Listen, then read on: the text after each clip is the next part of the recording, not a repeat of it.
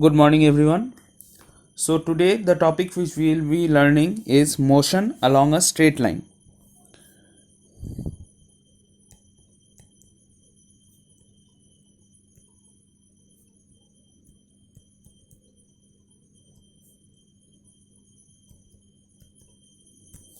So, motion along a straight line is the first chapter of kinematics, which is the study of motion, and we will slowly proceed to the other chapters as well. So, the first word which we encounter while studying this is motion. So, we need to understand what is motion. We all know that objects, people, everything in this universe moves. Whether we consider the earth, yes, it is moving around the sun, and the sun, yes, the sun is also moving around the other galaxies and the other stars, and this is the whole concept that the entire universe is moving. Now, how do we judge whether an object is moving or not? You can assume here, let's say, we assume that one object moves from this point A to point B. Okay, so this is the line through which the object moves from point A to point B. So how can you tell that whether this object is moving from a point A to point B or not? Okay, let's make this object a ball. Okay, this ball travels from point A to point B. How you can tell that this body has moved? Because you are standing right here. Okay, and you see that this ball has moved from your left hand side to your right hand side. Okay, from point A to point B. So you are sure, yes, this object has moved from point A to point B. So what are you playing the role here? You are playing the role of a reference point here. Okay, this is another important term which you should have in mind. In physics, we consider every motion with respect to a reference point. This reference point, actually, when we go forward into the chapters of laws of motion and all, this will actually form the concept of the frame of reference.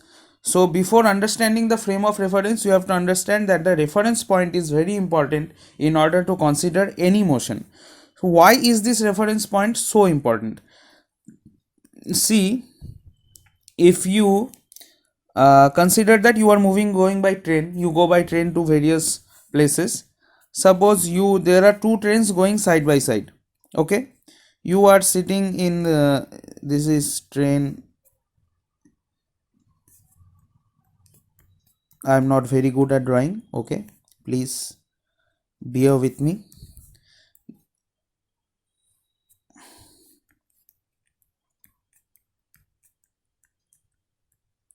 Okay, so this is train A and this is train B. You are sitting here. Okay, both the trains are going at the same speed and one beside another. So what you will see, every time you look out of the window, you will see the same position of this train every time throughout the entire journey. If two trains go side by side at the same speed, both have same speed, okay, and same direction.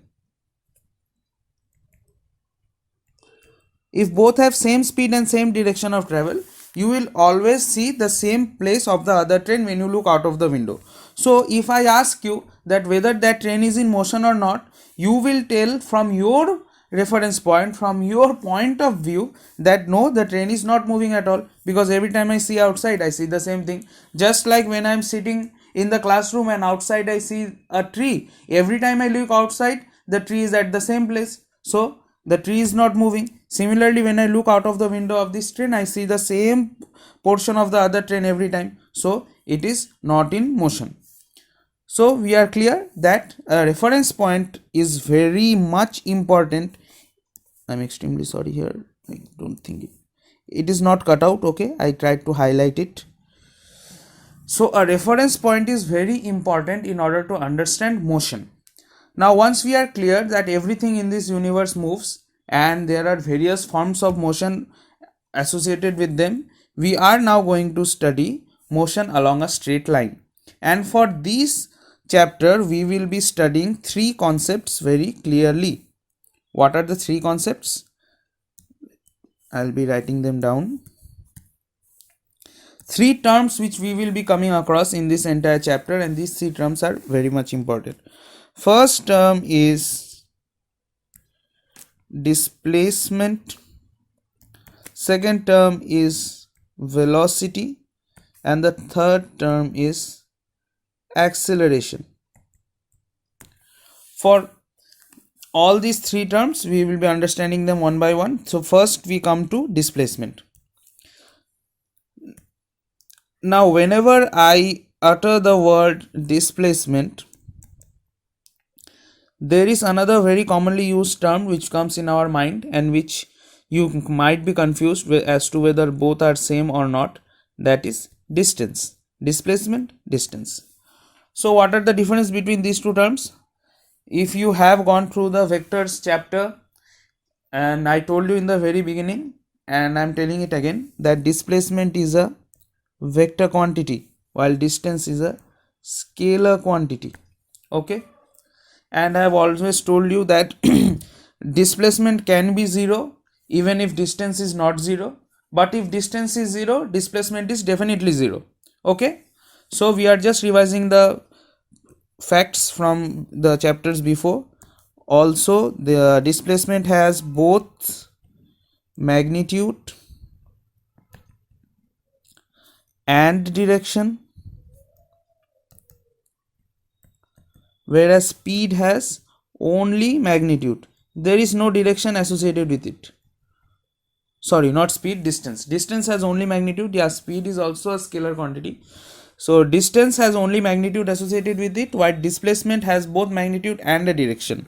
Alright, so displacement, these are both units of length. So these are measured in units of length, like meter, centimeter, kilometer. Okay, this is common for both. This is not a, this is common for both, that it is measured in units of length. So once we are aware of what is displacement and what is distance, so why are we concerned with distance, with displacement? We are concerned with displacement because this is a vector quantity and this is what we need in physics. Distance is not that much important. Yeah, it is important when you want to find the difference between two, or you want to understand as to what is the work done in terms of physics and what is the work done not in terms of physics.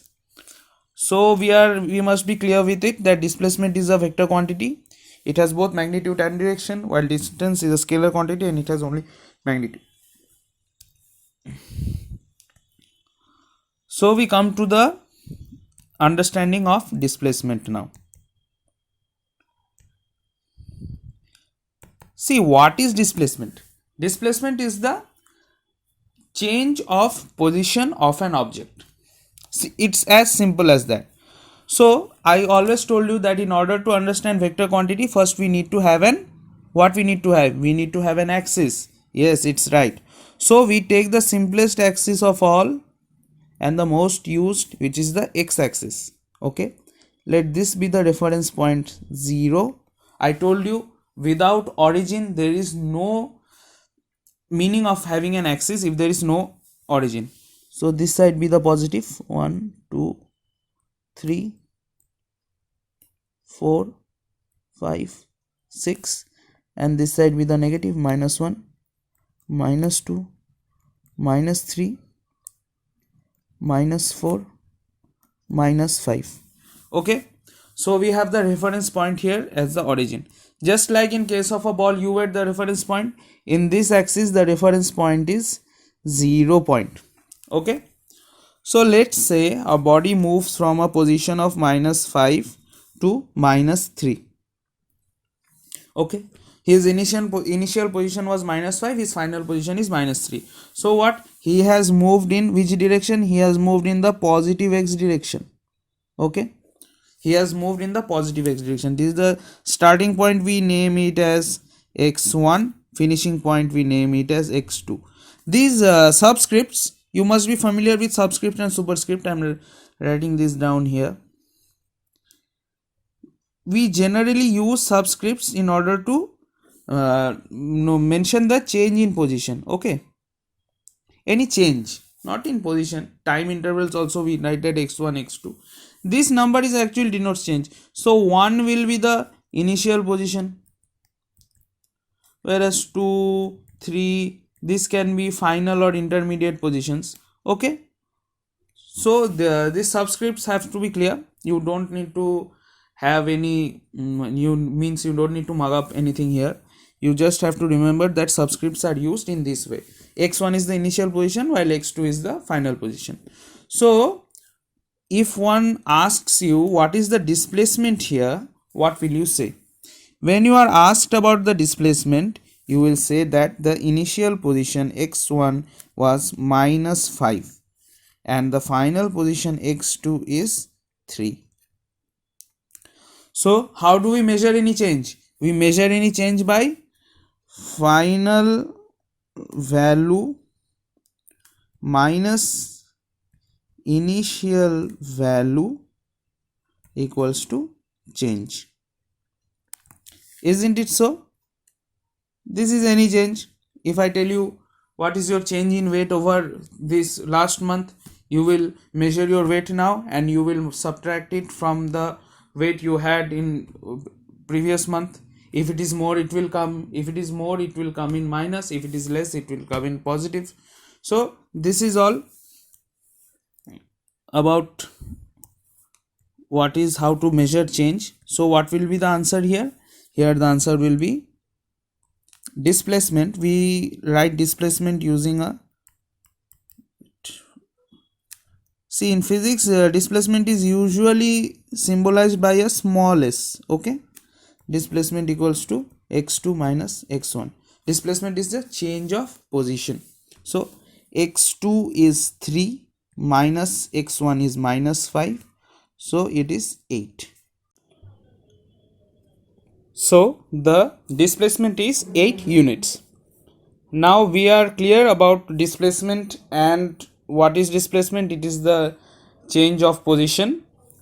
And since we have now understood displacement, we will be moving forward to the next topic, which is velocity. Whenever we encounter the term velocity, another term which comes in our mind is speed. See, speed is a more commonly used term and we encounter it in our day-to-day lives. We ask about the speed of a car. When watching a cricket match, you can very well see that the speed of the last ball bowled was this kilometer per hour. And whenever Virat Kohli hits the six, it is shown on TV that speed of bat was 180 kilometer per hour or something like that. So velocity and speed, these two terms, the difference is very clear. What we have studied in the vectors chapter as well. Velocity is a vector quantity while speed is a scalar quantity. And while both of them may seem the same because both are measured in units of meter per second, centimeter per second, kilometer per hour, and etc. Here also it is the same. We can very well tell one thing. I can tell beforehand that speed is the magnitude of velocity. Once you understand this, it will be easier for you in order to differentiate between velocity and speed. See, whenever you in a car we have a speedometer, right? A speedometer which shows the speed of a car. If it is showing 60 km per hour, we know that the speed of the car is 60 km per hour. But in what direction it is traveling, the speedometer can't tell. That is why it is called a speedometer, not a velocity meter. Okay, so speedometer, it determines the speed, and speed can be said to be the magnitude of velocity. Velocity is a vector quantity, so it will need both magnitude and a direction. Magnitude and direction. Whereas speed is a scalar quantity, so only magnitude. Okay.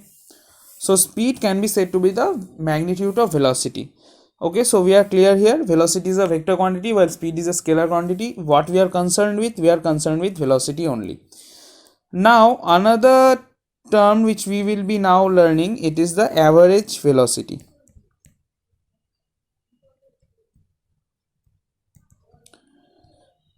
There are two terms, average velocity and instantaneous velocity. First we will be understanding average velocity because this is more commonly and most commonly used. Instantaneous velocity actually uses the concept of calculus, so that will be coming back. We'll be coming to that after some time. Average velocity. Okay, let us we remember the example which we took a few minutes earlier. This is the 0, this is the x-axis, and a body moves from -5 to +3. Okay, so this is the motion of the body. Here the displacement s is very simple, it is already calculated. S is 8 units. Now since velocity, we have a definition for velocity which is the rate of change of displacement. Okay, now in order to calculate rate of change of displacement, we need to have a time. So let's say the time taken here is, for 8 units, it is 4 seconds. Okay, so once we understand that there is a time component added to the displacement, we can very easily calculate velocity, which is the rate of change of displacement. Now what is average velocity? How do we take an average? An average is the sum of all the values divided by the number of values. Similarly, average velocity is calculated by total distance divided by total time taken. Okay, so average velocity will be VAVG, this will be S divided by T. What is S? S is, oh I forgot, this will be x1, this position, and this position will be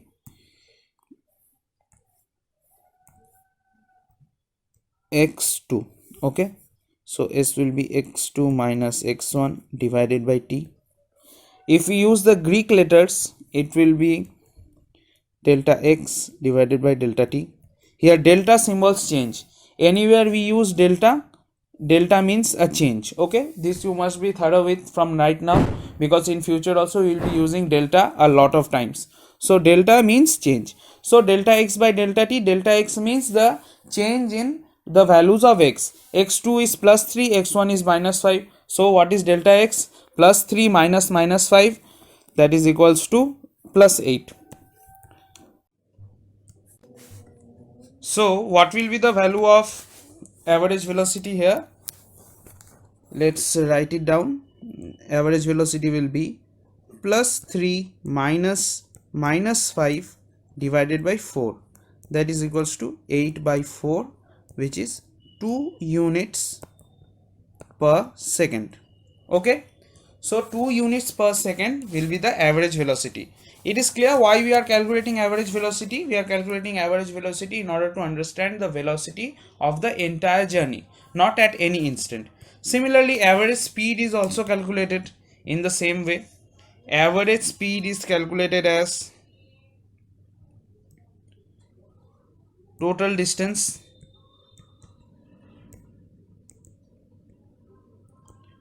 divided by delta t, which is total distance divided by total time taken. See, okay, since distance and displacement are not same, we don't use delta x here or s or any symbol like that. So this is the concept of average velocity and average speed, and this is why this is important. This is important in order to understand what is the next topic, which is instantaneous velocity. So the next topic is instantaneous velocity. What is instantaneous velocity? What is an instant? See the word instant which comes here. How do we measure an instant? We don't measure an instant. Now we usually tell it in the flow of words that in an instant the situation changed.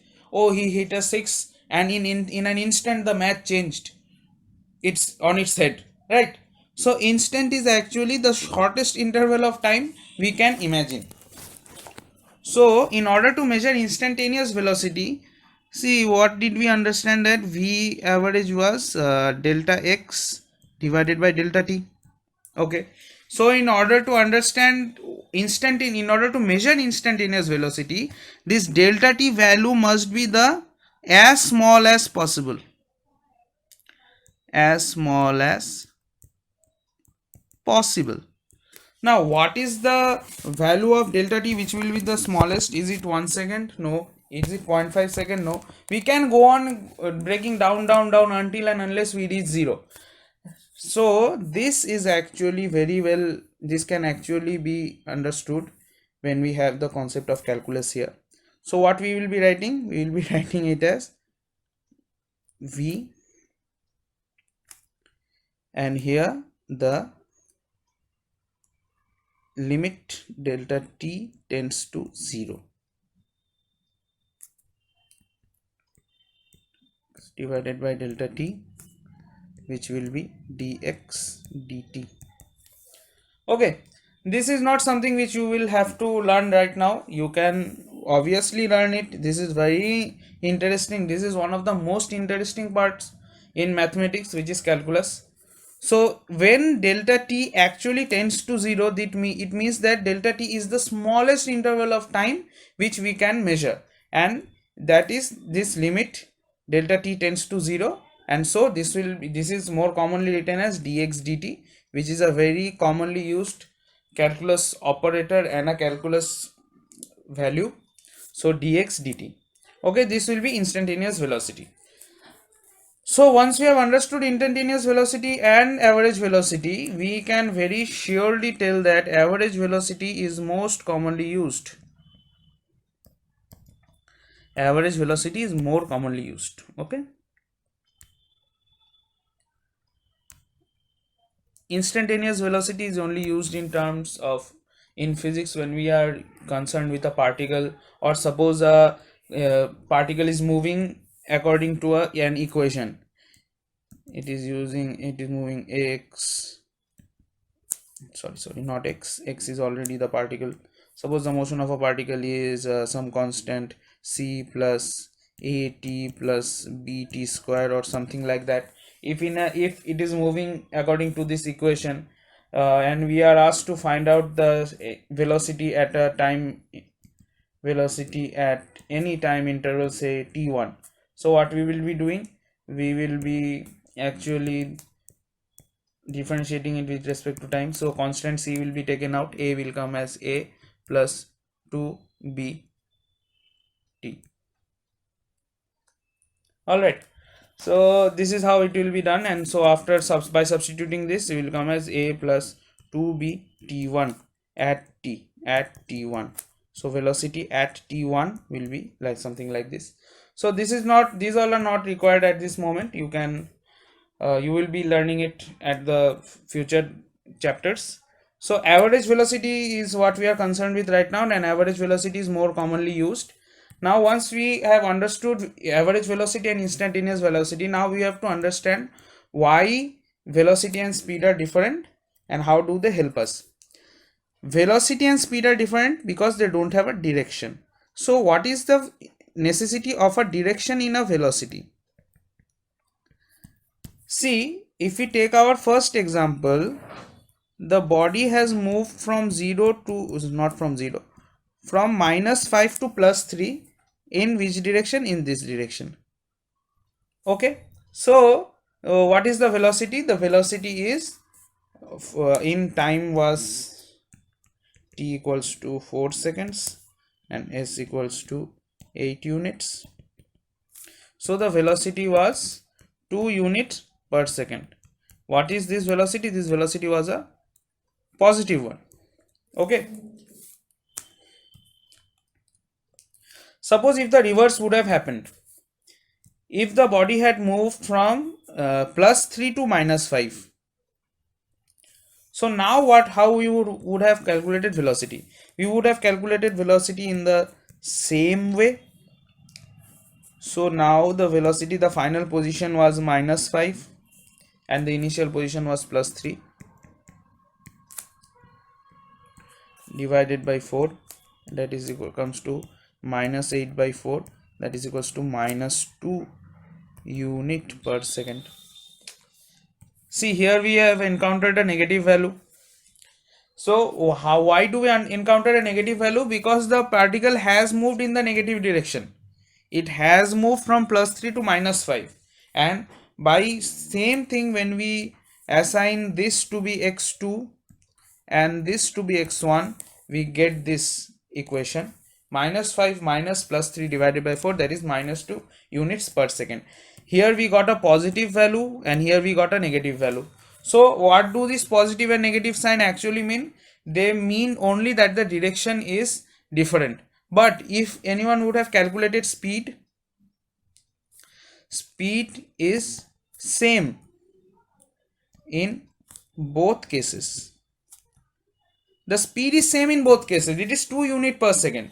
But why are we concerned with velocity? Because we can see here that the directions are different, and if the directions are different, it changes the entire thing. If your direction is towards north, you will reach Kashmir. If your direction is towards south, you will reach Kanyakumari, right?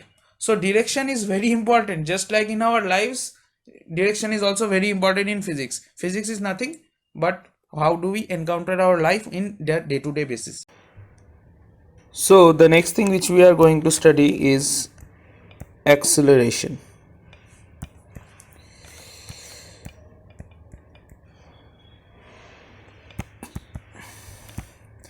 Now, just like we learned that velocity is the rate of change of displacement, similarly acceleration is the rate of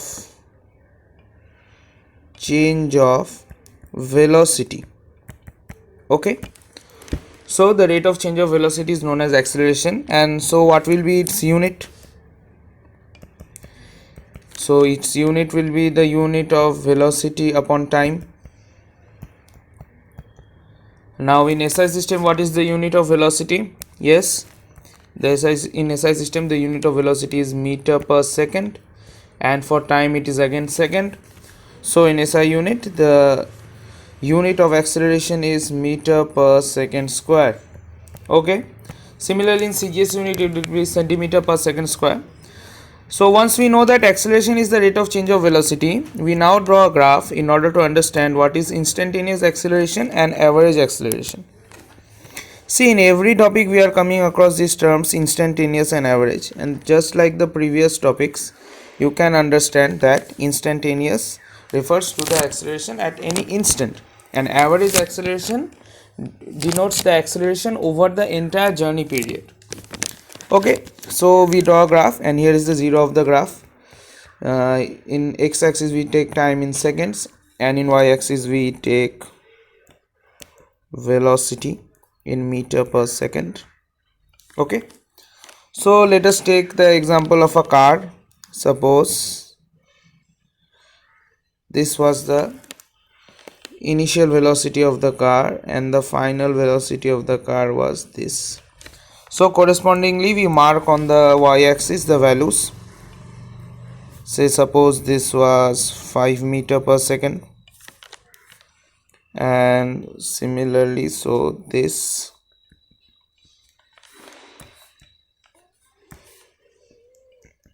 So this, let's say it is about 40 meter per second. We don't need to write meter per second because it is already there in the graph. Okay, so let's say that the path that the car took was, it initially accelerated for this much and then it slowed down and then reached this acceleration. Okay, so now what was the total journey? The total journey was taken via the green line, but the red points indicate the starting and the finishing point. So when we say that we are calculating the average acceleration, which we will be calculating most commonly. See, instantaneous acceleration, instantaneous velocity, these are all terms which are used when we will be using calculus, and you will be taking out the dy dt, dx dt and everything. So now average acceleration is only what we are concerned about. So average acceleration will be 40 minus 5 divided by, let's say, the time interval. We haven't mentioned about the time interval now. So let's say that this was the time interval. This was 3 seconds, while the final time interval was 10 seconds. So it will come around, it will be 40 minus 5 divided by 10 minus 3. Okay.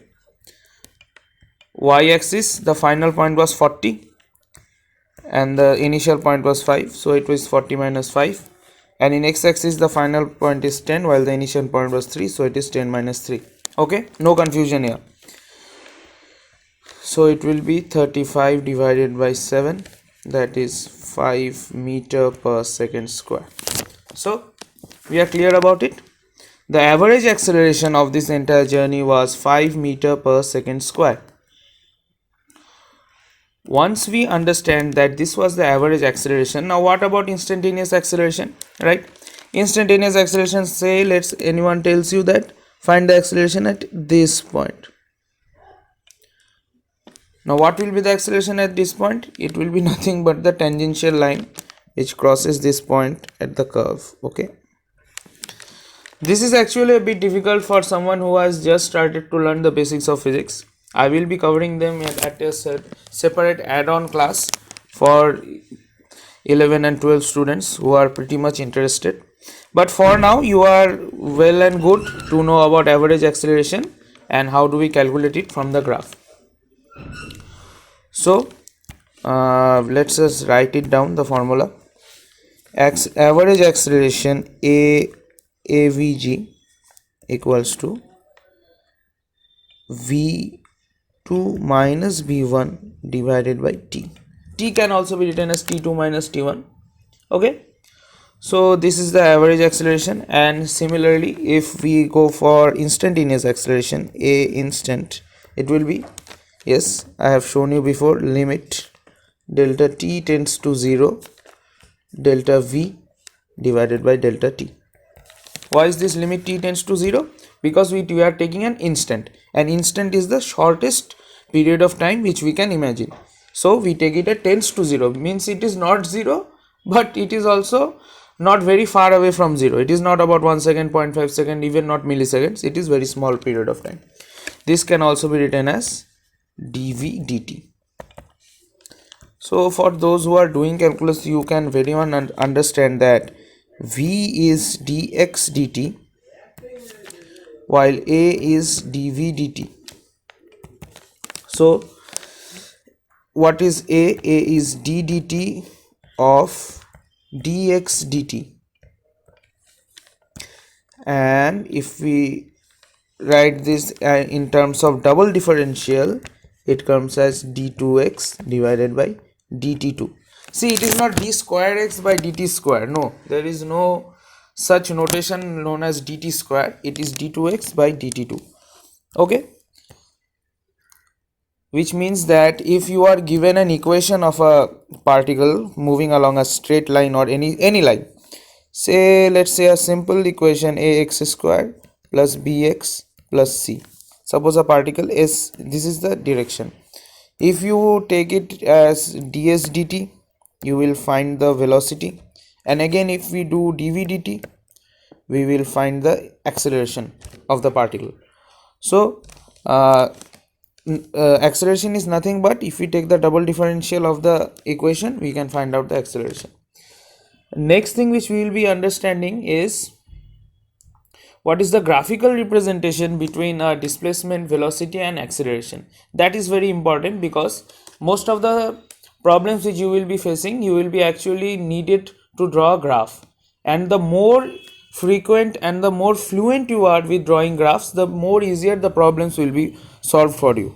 Okay, so the next thing which we will be seeing is the graphical representation. So now we will be drawing the graphs in order to understand the relationship between displacement, velocity and acceleration of a single object. So the displacement will be taking it as x, velocity as vx and acceleration as ax, and all these graphs will be against time, which will be t. So for convenience we will be taking the x-axis to be the time and the y-axis will be the displacement, velocity and acceleration. Okay, so we will be needing to draw 3 graphs.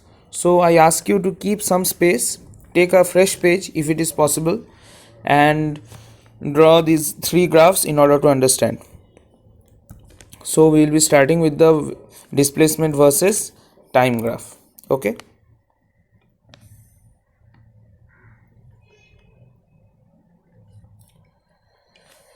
this will be x and this will be t. This is a 0. What is this graph? This graph is displacement versus time. So this graph can be drawn, and let's take, suppose the particle x is a car. Let's say the car starts from this 0 point, it slowly accelerates, then it should be a straight line. It slowly accelerates, then it goes up, and then it travels through here, and then it stops here. Okay, it doesn't stop. Yeah, the displacement, it does not change over time at that point. So now we will be drawing the various time intervals in order to understand the compare the 3 graphs. See, you cannot compare 3 graphs or 3 quantities unless you have something fixed. Here what we have fixed, we have time fixed, means we are covering the same journey. So now I will be drawing few time intervals. This will not be according to scale, means the distance between the 2 time intervals won't be the same, but it will help us in understanding the various relations. So let us take this to be t1 and this to be t2, this t3. Yeah, this point will be t4, this point, yeah, this point will be t5, and this point will be t6. So this and this. So these are the 6 points which we will be covering here in order to understand the graph. So you can plot them upwards, it will be helping you. This will be here, this will be here, and this will be here. Not like this with a dotted line, it is not coming properly. So this is the displacement versus time graph of a particle x. Suppose now we will be drawing the second graph, which is the velocity versus time graph. So I will be drawing that just below this. Okay, velocity is vx, we wrote it up, vx, this is a 0. And now let's draw the same time intervals here. This will be t1, t2, t3, t4, t5 and t6. Okay, so it is better if you draw with them with a scale in your notebook, it will be better to understand. But now this is the velocity versus time graph. Okay, so for the same journey, if we see it, that see, for this point of time the velocity, the displacement increases, right? So what will happen to the velocity? The velocity will increase. Let's say the velocity increases to this much amount. Now you see, from t1 to t2 the velocity does not increase in the same manner. Okay, it is actually a straight line here. This part is actually a straight line. So the velocity is same from t1 to t2. I'm sorry, it should be a straight line, right? And from t2 to t3 the velocity actually flattens a bit. See, this curve flattens a bit on this part, right? So the velocity is decreasing, displacement is decreasing over time. So velocity is decreasing, the car is slowing down, so it slows down a bit. Okay, now from T3 till T4 the car slows down even further. It actually reaches a point that is parallel to the x-axis at T4. So the velocity keeps on decreasing and it reaches 0 at T4. There is no change of displacement with respect to time, so the velocity actually reaches 0. And from T4 till T5 you see the graph is actually going downwards, the displacement is decreasing, the velocity is already 0, now the displacement is decreasing, so the graph will follow a negative line. This will go negative. Extremely sorry, it is creating problems here. Right, so let's do this. We know now how the graph will behave, so it will go down and it will keep on going down, and from T5 till T6 the graph again flattens. See, the graph is flattening towards a straight line. See, when it was increasing and flattening, we actually decreased the velocity. Now the velocity is already below. Now what will happen? The velocity will actually increase in order to flatten the line. I hope you are understanding this point. Let me zoom in on the displacement versus time graph in order to make you understand. When we were at this point, T1 till T2, the velocity was increasing, and suddenly from T2 to T3 the velocity actually flattened. So what did we do here? We decreased the velocity here. See, right, now the graph flattened at T4. If the graph flattened at T4, it means that there is no velocity of the car now, the velocity is 0. See, at T4 the point is 0, and again the displacement decreases. So now since the displacement is decreasing, the car is moving backwards. Now the car is moving backwards, so velocity will be negative, right? Since the velocity is negative, so the graph goes downwards on the y-axis, and again see here the graph starts to flatten out. It means that the displacement is increasing again, it is not decreasing at the same rate, it is increasing. So the graph will here go up, and after T6 it is a straight line, so the velocity also assumes a straight line here. I guess we are pretty much clear about what is happening here. The next thing which we will be needed to learn is about the acceleration versus time graph. For that I will be needing the velocity graph only, so I guess this will be clear and it will make things clear to you. See, this can seem a bit confusing at times, but if you know what is a graph, what is the x-axis, what is y-axis, and how are we plotting, just like I taught you, it won't be a difficulty at all. See, this is ax, this is t, and this is 0. So now velocity is increasing at from here till here, so there is an acceleration to the body, the velocity is increasing, so there is a positive acceleration. Okay, let me draw the time frames again. T1, T2, T3, T4, T5, T6. Okay, after that the velocity remains same. See, here the velocity remains same, it is a straight line. If velocity is same, is there any acceleration? There is no change of velocity, so there is no change of acceleration. The acceleration also assumes a 0, that is a straight line here. After this there is a constant decrease in velocity till T5.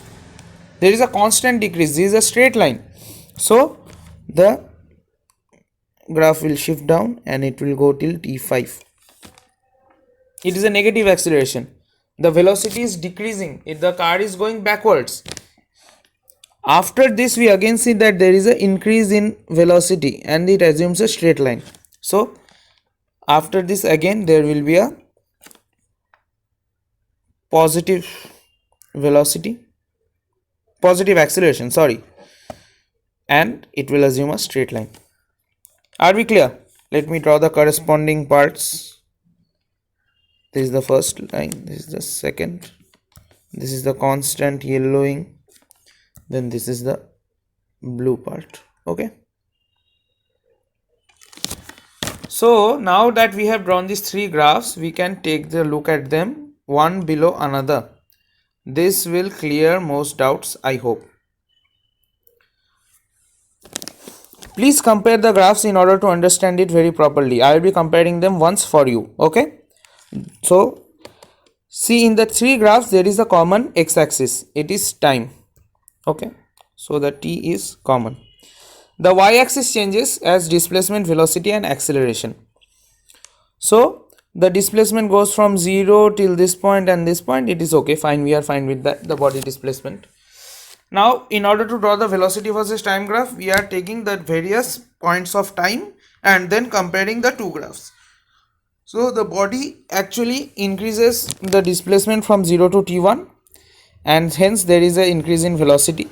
From t1 to t2 the rate is same, the rate of change of displacement is same, so the velocity is a straight line. From t2 till t5 the velocity actually, the displacement actually slows down at it, and from t4 it assumes a negative rate, that is it is going in the opposite direction. Since displacement goes negative, velocity also goes negative. The same velocity and displacement, they aren't always the same unit, but here it is the same. So, and again from t5 till t6 it actually slows down. So the car is now not going in the backward direction, it is actually slowing down. So there is an increase in velocity. This velocity increase doesn't mean that the speed is increasing very much. It actually means that the car is not moving in the same negative direction again. Then from t6 it assumes a straight line, and similarly here also in the velocity versus time graph it assumes a straight line. Now to draw the acceleration versus time graph, the velocity versus time graph is itself enough, sufficient. See, for the first period from 0 to t1 the velocity is increasing, so there is an acceleration, and we can see here that there is an acceleration. Okay, then from t1 to t2 there is no change of velocity, so there is no acceleration. From t2 to t5 there is the velocity is decreasing constantly, so there is a negative line. From t5 till t6 the velocity is increasing, so there is an acceleration positive, and from t6 the line assumes, the velocity graph assumes a straight line, so there is no acceleration again, it is also a straight line. Okay, so I think this much will be enough. The next thing which we will be studying about is the one dimension motion with constant acceleration. That is a very important part, and most common equations come from that part. This class took a bit longer to release, I know. I had my few problems. There was some rearrangement in the rooms. I got some software issues also cropped up, and I'm sorry for that. And I know this is not a good way in order to continue classes. If someone had done the previous two classes, he or she would be waiting for this one. But now I guess I am at a stable point and I will be able to bring out more classes easily. If you have any doubts, email them at basubiswassonav@gmail.com, or you can write them down in the comments below. I'll be going through them and I will be answering them. Okay, so that's for today. In the next class will be, I'm writing it down, one dimensional motion with constant acceleration. If you have constant acceleration, then you can bring up upon the equations of motion, right? The equations of motion actually are valid only when you have a constant acceleration. That will be a very interesting chapter, I assure you, and it will be coming out very soon. So that is all for today. Thank you.